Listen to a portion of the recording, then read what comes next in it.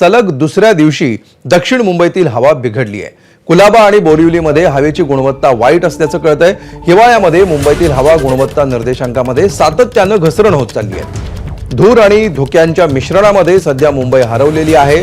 वरळीमध्ये 209 एवढा AQI नोंदवला गेलेला आहे। मुंबईकरांची खराब हवा गुणवत्ता निर्देशांकामुळे श्वसन कोंडी होऊ शकते। अधिक माहिती घेऊया, आमचे प्रतिनिधी अभिषेक मुठाळ सध्या आपल्या सोबत आहेत। अभिषेक, मुंबईकरांसाठी दक्षिण मुंबईतली विशेषतः हवा बिघडतच चालल्याचं दिसतंय, काय याबाबतचे डिटेल्स समोर आलेत?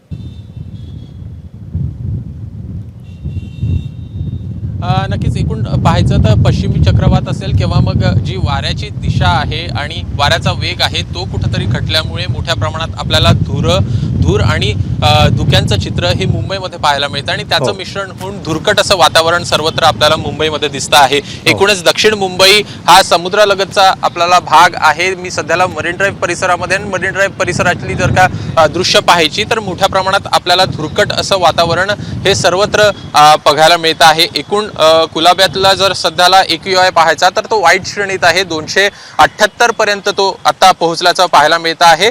तर मलाड पश्चिम भागामध्ये देखील AQI हा 271 वर गेला आहे आणि माझगाव मधला देखील AQI आहे जो 216 वर आपल्याला गेल्याचं दिसतं आहे। एकूणच मुंबई महापालिकेकडनं सांगितलं जात आहे मागील 2 वर्षांपासून जे एकूण उपाययोजना आहेत त्या केल्या जात आहेत, मात्र कुठेतरी या उपाययोजना कमी पडत असल्याचं चित्र पाहायला मिळतं आहे।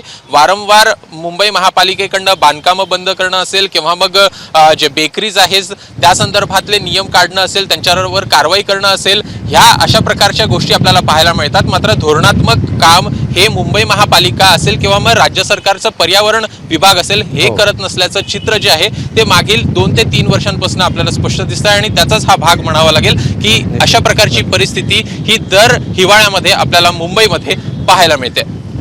निश्चित धन्यवाद अभिषेक या सविस्तर माहितीबद्दल। ABP माझा, उघडा डोळे बघा नीट।